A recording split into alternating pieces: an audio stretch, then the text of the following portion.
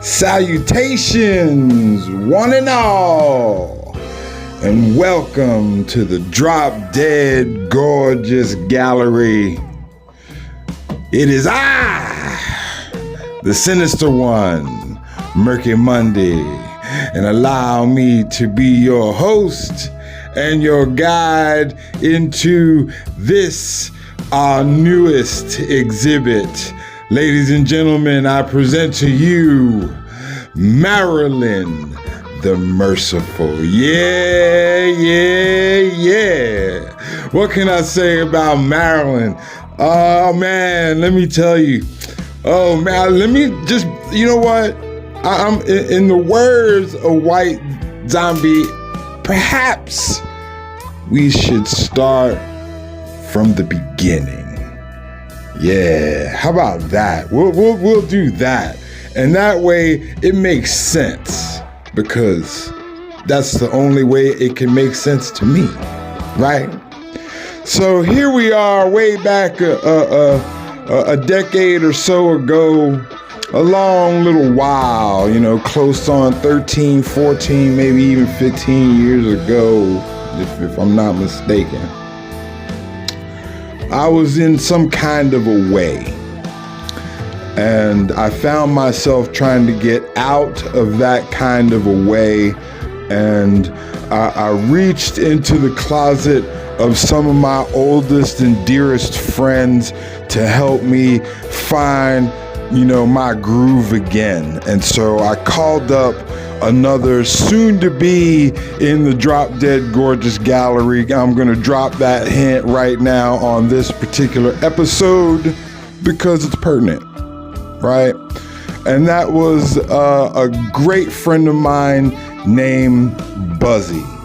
If you San Antonio type person, you know that Buzzy is a legend in San Antonio. Purple hair, glasses, and just a smile as big as the world, and a heart to match.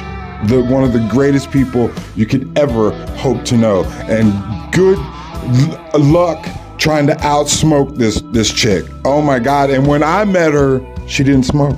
But anyway, me and Buzzy go back a long way, because I used to work with Buzzy at her tattoo and piercing shop called Fleshworks downtown in San Antonio, right? And so I worked with her for a long time doing that, and we were good friends, right? And now years later, you know, the things have, life moved around, things have changed, and all kinds of stuff come and gone here and there, and now, you know, I'm hitting Buzzy up to try to get out, see what's going on in San Antonio, get out. I want to go drink a beer somewhere and see what's going on. So she said, let's go check and see out a show. And so she picked me up, we go check out a show. And the show that we're gonna go see, I don't even know the name of the band. The thing about it is that I have been so far outside of the band route in San Antonio, it kind of came to an end for me right around 98, really around 98, you know, like I was there when like there was a Judgmental and when there was an Alienation, you know what I mean? When there was bands like that going on, right? And then after that, I was just so busy running my tattoo shops that I never had a chance to get out into the streets anymore.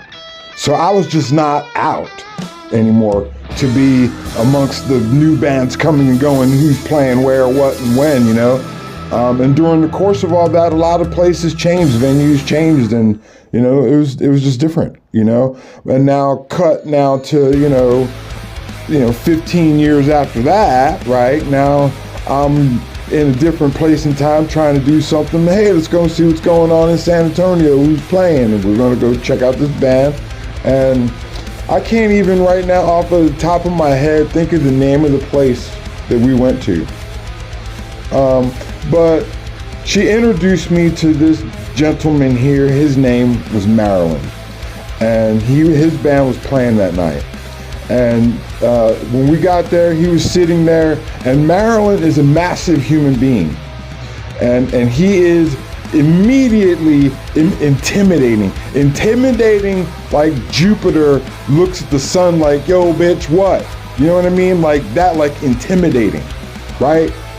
So immediately I was like, we're kindred spirits because, you know, as a black motherfucker, I'm a bit intimidating too, right? And so instantly I'm like, I'm kindred to this dude. I already like the fact that people are scared as fuck of this guy because he's, you know, he's scary looking. You know what I mean?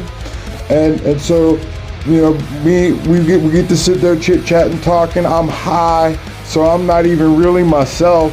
So I'm just there chilling and we're talking, you know, and he's a good dude. And I'm like, man, this is a cool motherfucker. You know what I mean?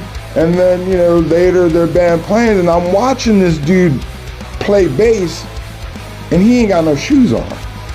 And I'm like, what the fuck? But the thing about it is that here's the thing that gets me, right? Is that I play bass. I don't really play bass. I mess around with bass, right?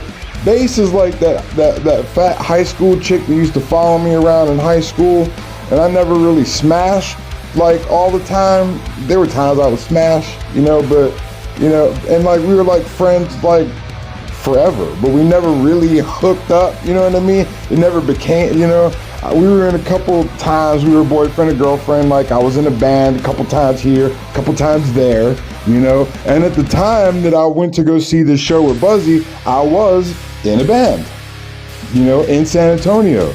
And so I was feeling bass, you know, I was like, wow, you know, and I was like, man, you know, this dude fucking killed it with the bass. And I was just like, wow. And so instantly, you know, I became a fan. I started to spend more time with my bass. I was inspired. I was really getting into it, enjoying my band, but then suddenly my band decided it didn't want to be, you know, doing practices and it didn't want to be, you know, a band really. So that was it, you know. And at that time I started to do other things and then other things and, you know, but whatever. Me and Marilyn hooked up on Facebook. We became friends. And then I could just see that this dude was like you know, he was like, you know, a good dude, like a friend.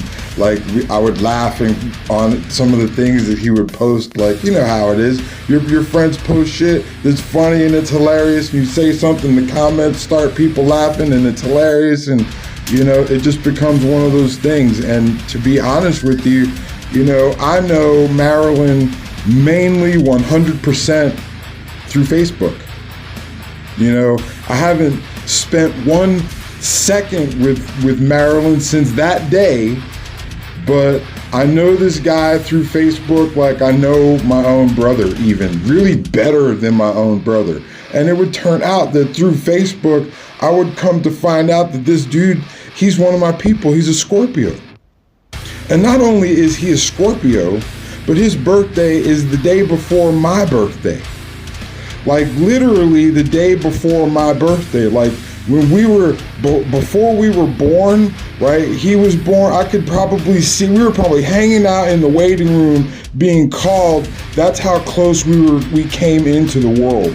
He was born this day and then I was born the next. So like within 24 hours, and you know that pre-birth waiting room is like a 72-hour waiting room. So we were probably chilling there, you know, and that, you know, became friends before we even got here. And he was like, where are you headed? And I'm like, I think I got tickets to Philly, bro. And he's like, I'm going to San Antonio, and, you know, that was it. And he was like, wow, all right, well, you know, maybe we'll run into each other. And who knows, you know, now, you know, decades later, after born, you know, human beings and shit, live life, craziness, somehow or another, my black ass ends up in San Antonio where I become a person that lives here and becomes half Mexican myself to, you know, become someone that would be like in the vicinity of Buzzy and the coolness there, you know, in that person, to be in that person's world, so that she can introduce me to a person like Marilyn, right? And then, so just this dude, if you know him, you are a blessed person. This dude is just the greatest person you could imagine to be around. You know, every time I see him, he's smiling. I've seen pictures of this dude at funerals and he is smiling. And you know what? That's the truth of it, is to be a Scorpio, is to, no matter what, because death is who we are. Death is who we are. Death is the first trait of being a Scorpio, is depth. And nobody can be any more emotionally powerful than we can be. We have a depth of truth that no one really can understand except other Scorpios, which is probably why as soon as I met this dude, we clicked. I was like, yes, because, you know, it's just like another friend of mine, a friend of Buzzy's, Joe Haas from KZ. You know, he's another Scorpio. He was born, you know, around that time, Devil's Night, you know, and same thing. As soon as I met that dude, we became brothers, you know, and that's just how it is with Scorpios. It's, you know, we know things. Yeah. And, you know, Marilyn is one of those people, man. If you get to know him, if you've gotten to be one of people to see him in the many bands that he's played in, you know, he was recently in a band called Witch Crier with a young lady named Susie Bravo, another San Antonio legend that I know, and they were just killing it. And, you know, I don't know what he's doing now, but man, someone needs to get this guy in a band and get him and his stinky feet back on stage and making the funk for real. Hell yeah. I love this dude. He's one of the, I couldn't wait to paint this guy. But like I said, I asked everybody 5 questions and these were, you know, his answers. What would be his last meal?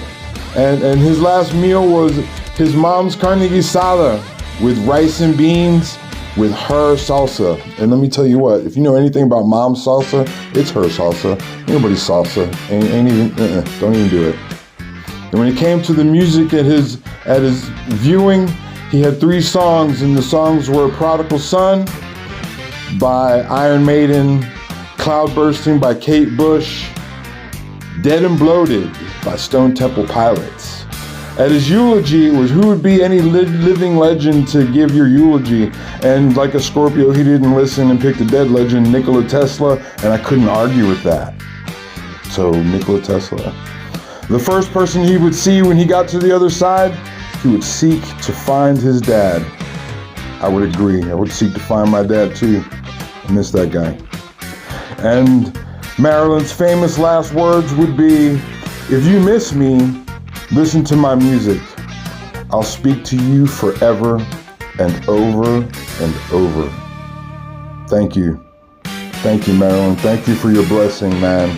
Keep blessing us, bro. You are certainly a legend in my life. I look forward to maybe getting with you, hanging out with you, and really spending some time. I told you I'd tattoo you, brother. Just come see me, man. I'll put that ink on you. I love you, man. I love you, man. And thank you guys for watching. I was an honor to paint this legend. And you know what? It would be an honor to paint you, because you're a legend. You're a legend to somebody's life. You're drop dead gorgeous no matter what you do. So you got my number. Give me a call. I'd love to paint you. Thanks for watching. I may be dumb, but you drop dead gorgeous. Thank you for your visit to the Drop Dead Gorgeous Gallery. We hope you enjoyed your time while you were here. We encourage you to come back with your earliest convenience. If you would like to be a victim, an exhibit in the gallery, contact us. Thank you.